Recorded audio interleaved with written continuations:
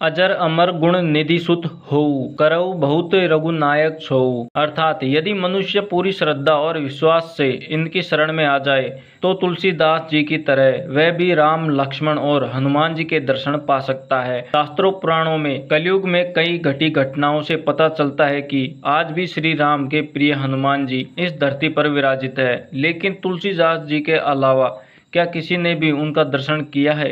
यदि हनुमान जी गंधमादन पर्वत पर रहते हैं तो क्या कोई सामान्य व्यक्ति वहां नहीं जा सकता? कहानियों के अनुसार जहां राम नाम का गुणगान होता है, यदि वहां हनुमान जी आते हैं तो हमें उनके दर्शन क्यों नहीं मिलते? यह प्रश्न क्या आपके मन में कभी उठा है?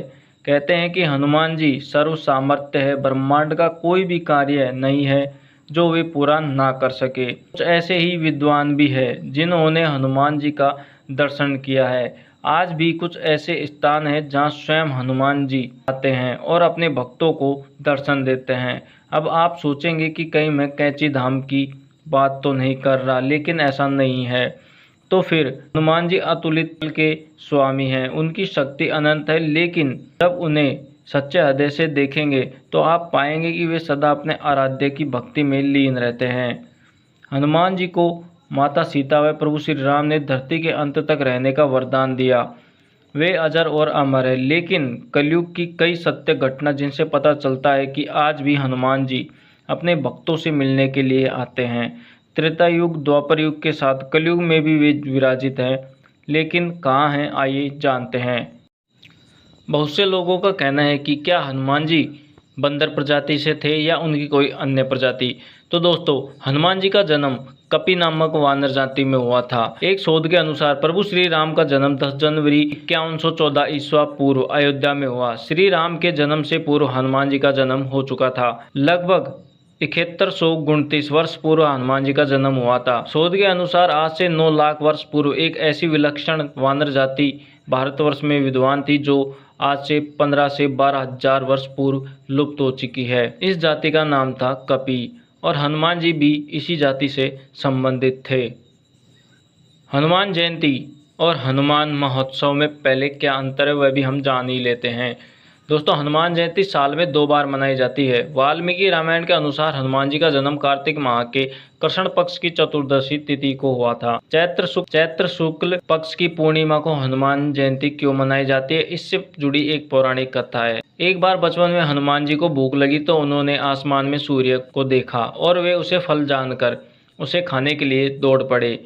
जैसे ही उन्होंने सूर्य को निगला तो धरती पर चारों तरफ अंधेरा छा गया। जिसके बाद इंद्रदेव को जब यह बात पता चली तो उन्होंने हनुमान जी को रोकने के लिए उस पर वज्र का प्रहार कर दिया, जिससे वे मूर्छित होकर जमीन पर गिर गए। जब यह बात पवन देव को पता चली तो उन्होंने गुस्से में संपूर्ण ब्रह्मांड की वायु को रोक दिया, जिससे धरती पर हाहाकार मच गया, जीव मरने लगे। तब ब्रह्मा जी ने पवन देवता को शांत करने के लिए हनुमान जी को जीवन दान दे दिया। तब से ही माना जाता है कि जिस दिन भगवान हनुमान जी को जीवन दान मिला उस दिन चैत्र माह की पूर्णिमा तिथि थी। यही कारण है कि हर साल चैत्र माह के शुक्ल पक्ष की पूर्णिमा तिथि को हनुमान जन्मोत्सव यानी हनुमान जयंती के रूप में मनाया जाता है।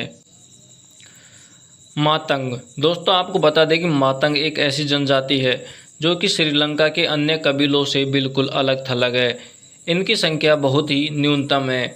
सेतु नामक संगठन के मुताबिक मातंग समुदाय का इतिहास रामायण काल से जुड़ा हुआ माना जाता है। जैसा कि हनुमान जी को वरदान मिला था कि उनकी मृत्यु कभी नहीं होगी। पुराणों में बताया गया है कि भगवान राम के स्वर्ग गमन के बाद हनुमान जी अयोध्या से दक्षिण भारत के जंगलों में चले गए। इसके बाद समंदर को दोबारा लांघकर वे श्रीलंका में पहुंचे।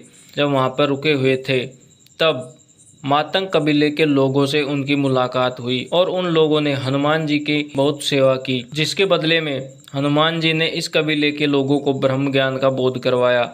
इसी के साथ उनसे यह वादा किया कि वे हर 41 साल में एक बार उनसे मिलने जरूर आएंगे। जब एक अंग्रेजी अखबार ने इन जातियों पर अध्ययन करने वाले आध्यात्मिक संगठन सेतु के हवाले से इस सनसनी खोज का खुलासा किया, तब पता चला कि हनुमान जी इस जनजाति के लोगों से मिलने के लिए 2014 में आए थे और इसके बाद वे 2055 में आएंगे, अर्थात 41 साल बाद। हनुमान जी महाभारत के समय भी उपस्थित थे। पौराणिक कथाओं के अनुसार हनुमान जी की उपस्थिति राम के समय यानी कि रामायण काल में थी। लेकिन शायद ही किसी को इस बात का ज्ञात हो कि हनुमान जी अर्जुन के रथ पर एक चित्र ध्वज के रूप में कुरुक्षेत्र के मैदान में उपस्थित थे। ऐसा उन्होंने भगवान श्री कृष्ण की भक्ति और श्रद्धा के रूप में किया था। भगवान श्री कृष्ण भी भगवान विष्णु के ही अवतार थे और प्रभु श्री राम भी भगवान विष्णु के अवतार थे। इसी वजह से हनुमान जी उनके साथ उपस्थित थे। हनुमान जी की उपस्थिति ने कुरुक्षेत्र युद्ध में रथ और उनके निवासियों को सुरक्षा प्रदान की। और जैसे ही महाभारत का युद्ध समाप्त हुआ और पांडवों की विजय हुई, वैसे ही हनुमान जी अपने मूल गंतव्य स्थान पर चले गए। गंधमादन पर्वत, जो कि कैलाश पर्वत के उत्तर में स्थित है, कहते हैं कि आज भी वहाँ हनुमान जी निवास करते हैं।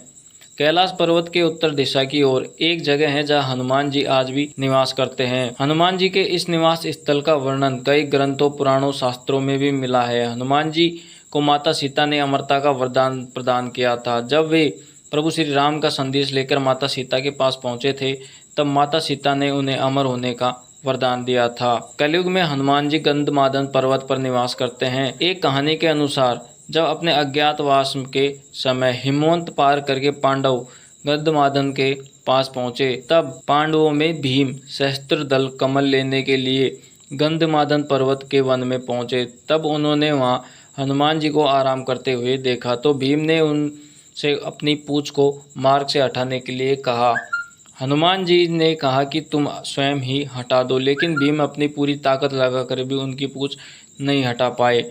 शास्त्रों में भी बताया गया है कि गंधमादन पर्वत कैलाश पर्वत के उत्तर में स्थित है, जहाँ महर्षि कश्यप ने तपस्या की थी। इस पर्वत पर गंधर्व, किन्नरों, अप्सराओं और सिद्ध ऋषियों का निवास है।